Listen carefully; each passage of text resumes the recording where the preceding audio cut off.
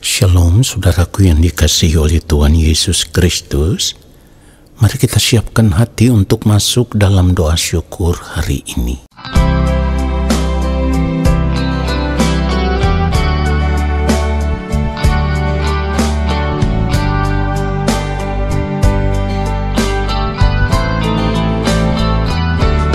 Dengan apakah seorang muda mempertahankan kelakuannya bersih dengan menjaganya sesuai dengan firman-Mu.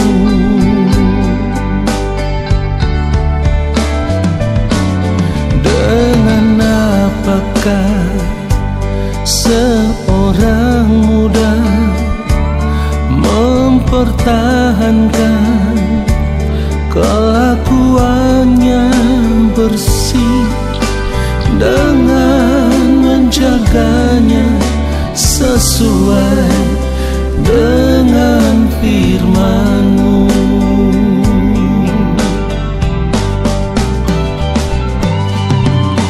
Dalam hatiku aku menyimpan janji-Mu, supaya aku jangan berdosa terhadap Engkau.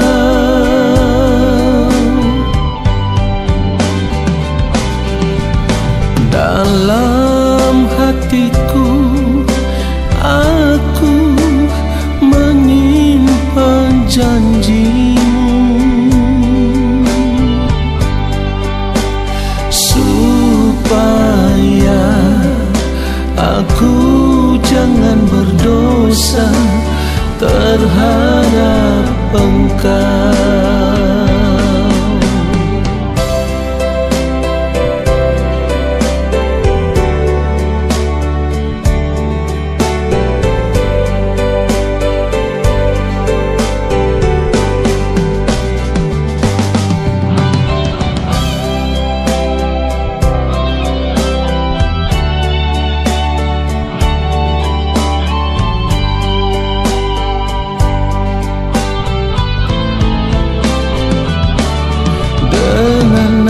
Apakah seorang muda mempertahankan kelakuannya bersih dengan menjaganya sesuai dengan firman-Mu.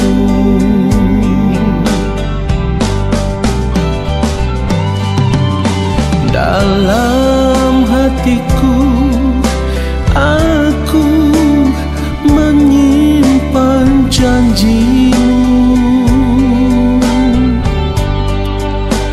supaya aku jangan berdosa terhadap Engkau.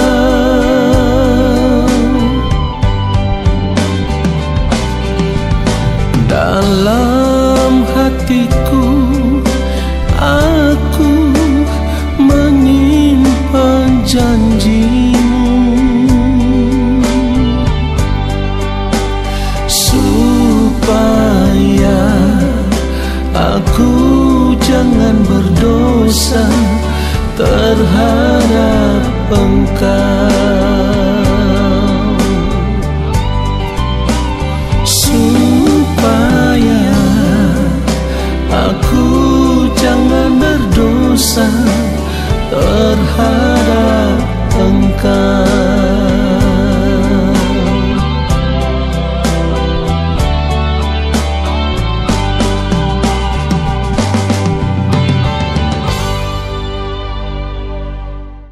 Mari kita berdoa. Bapa yang Maha Kudus, Allah yang Maha Mulia, saat ini kami ada di hadapan Bapa, di dalam hadirat-Mu ya Tuhan. Kami mempersiapkan bejana hati kami untuk diisi dengan kebenaran firman-Mu. Berbicaralah bagi kami, Roh Kudus Tuhan mengurapi kami, mengajar kami untuk mengerti setiap kebenaran firman yang kami dengar, supaya kami berjuang untuk hidup seturut dengan firman-Mu ya Tuhan di sepanjang umur hidup kami. Di dalam nama Tuhan Yesus Kristus kami berdoa dan kami siapkan hati untuk menerima firman Tuhan saat ini. Amin. Saudara yang dikasihi oleh Tuhan Yesus Kristus, ketika kita berada di dalam Tuhan Yesus Kristus, itulah yang menjadikan kita sebagai anak-anak Allah. Karena kasih karunia yang Bapa berikan kepada kita di dalam Tuhan Yesus Kristus, sehingga kita disebut anak-anak Allah. Dan memang kita adalah anak-anak Allah. Tetapi yang harus kita sadari, hidup sebagai anak-anak Allah itu berbeda dengan hidup sebagai anak-anak dunia. Ya, ketika kita berkata kita ini adalah anak-anak Allah, itu berarti kita juga harus menyadari hidup kita berbeda dengan anak-anak dunia atau orang-orang dunia pada umumnya. Sebab firman Tuhan mengatakan kita tidak boleh serupa dengan dunia ini.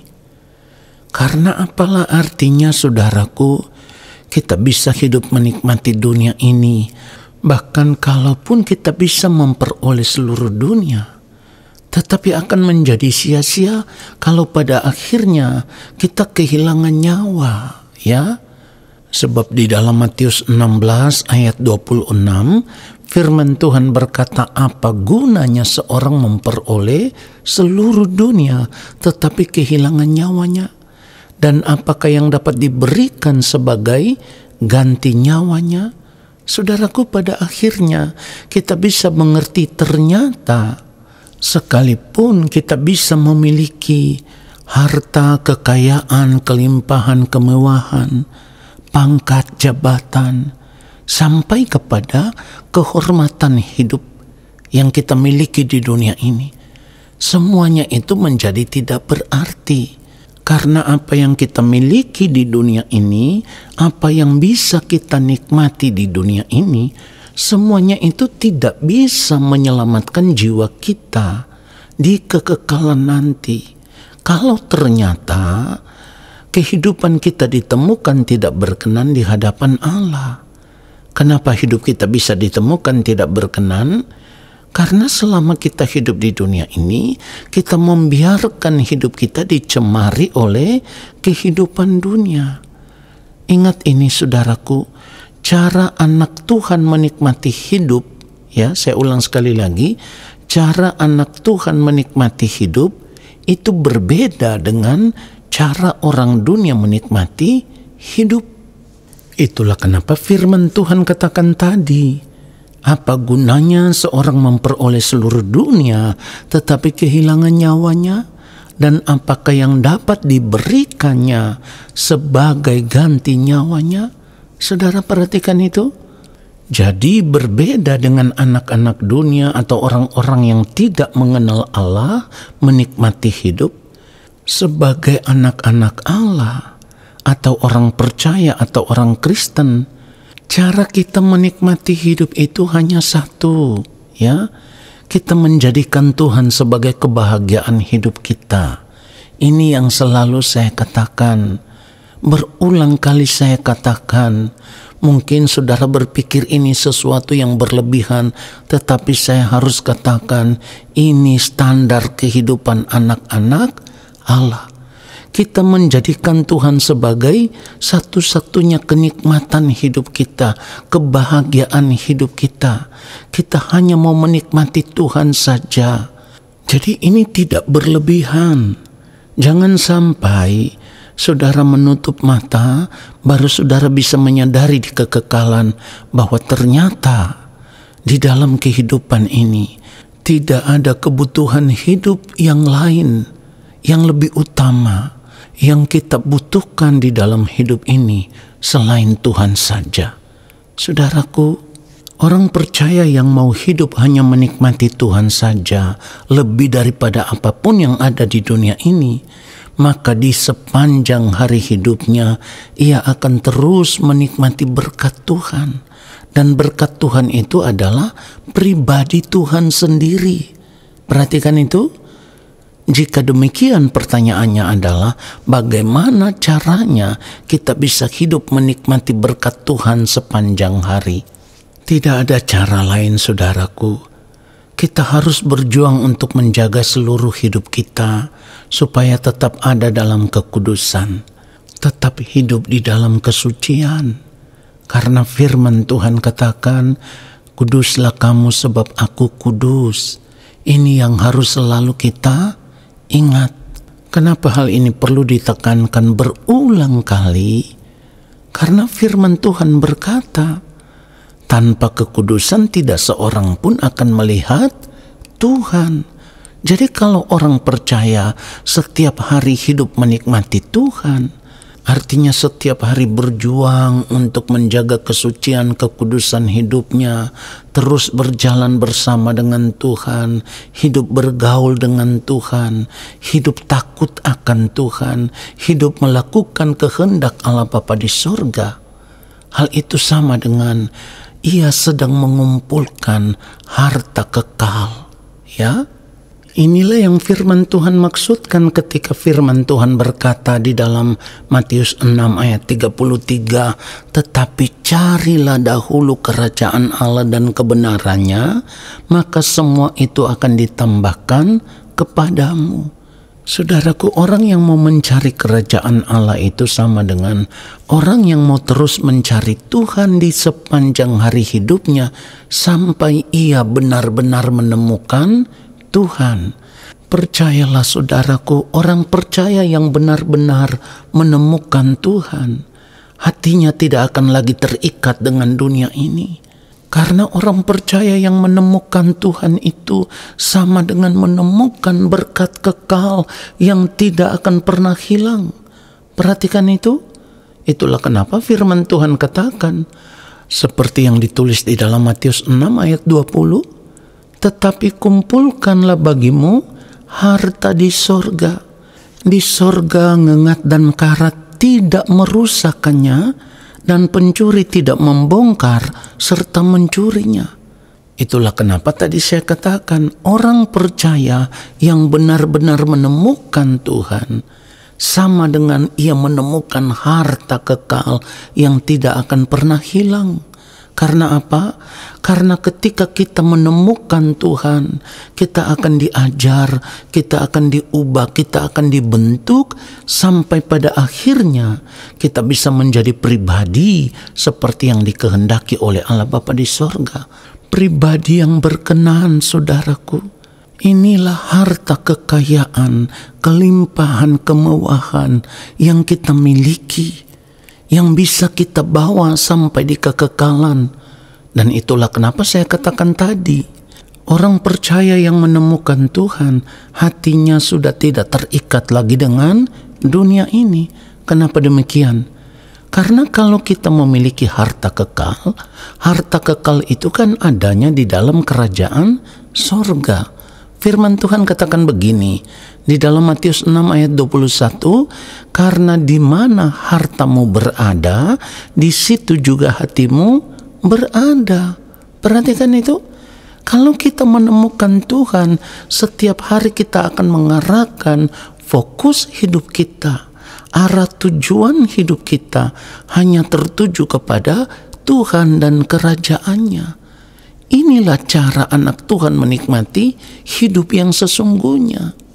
Mungkin saudara akan berkata, tapi kan kita masih hidup di dunia ini, Pak. Kita masih memerlukan makan, minum, dan pakai. Saudaraku, itu benar, tidak salah. Tetapi percayalah, orang yang menjadikan Tuhan satu-satunya kebutuhan hidupnya, Ia menjaga kehidupannya tetap benar di hadapan Tuhan, hidup dalam kesucian, hidup dalam kekudusan, hidup dalam kebenaran, maka ia akan dipandang sebagai orang-orang yang benar. Dan firman Tuhan katakan, mata Tuhan tertuju kepada orang benar. Artinya orang benar tidak akan pernah ditinggalkan oleh Tuhan. Dengan demikian, apapun yang kita lakukan, apapun yang kita kerjakan, selama kita masih hidup di dunia ini, apapun yang kita usahakan, percayalah semua pasti akan diberkati oleh Tuhan. Tetapi hati kita tidak terikat dengan berkat-berkat secara duniawi. Hati kita terikat dengan Tuhan. Kita menjadikan Tuhan satu-satunya berkat kekal yang akan kita bawa sampai kita pulang ke rumah Allah Bapa di sorga. Itulah kenapa seorang seperti Rasul Paulus, demi memperoleh Kristus, ia berkata, tetapi apa yang dahulu merupakan keuntungan bagiku, sekarang kuanggap rugi karena Kristus.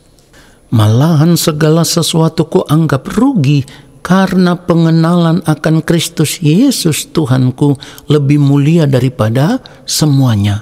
Oleh karena Dialah aku telah melepaskan semuanya itu dan menganggapnya sampah supaya aku memperoleh Kristus. Jadi kita harus melepaskan diri kita dari keterikatan dengan dunia ini. Lalu kita mengikatkan kehidupan kita dengan Tuhan supaya pada akhirnya kita bisa memperoleh hidup yang kekal. Tuhan Yesus memberkati kita semua. Amin. Mari kita berdoa. Bapa, terima kasih untuk kebenaran firman-Mu yang sungguh menyadarkan kami. Mulai saat ini dan sampai di ujung kehidupan kami mau menjadikan Engkau satu-satunya kebahagiaan hidup kami, kebutuhan hidup kami yang terutama. Lalu kami mau hidup hanya untuk melakukan kehendak-Mu di sepanjang umur hidup kami. Terima kasih Bapa untuk firman-Mu. Saat ini kami mengangkat tangan di hadapan Bapa di sorga. Kami percaya Engkau akan memberkati kami. Turunlah atas kehidupan kami segala berkat kasih karunia daripada Allah Bapa di sorga, rahmat cinta kasih dari Tuhan Yesus Kristus di dalam persekutuan yang manis dengan Roh Allah yang kudus, menyertai langkah hidup kami dan memberkati kami sekarang dan sampai selama-lamanya. Amin. Saudara, terima kasih sudah mengikuti doa syukur hari ini. Sampai jumpa dalam doa syukur besok hari. Tuhan Yesus memberkati kita semua. Shalom.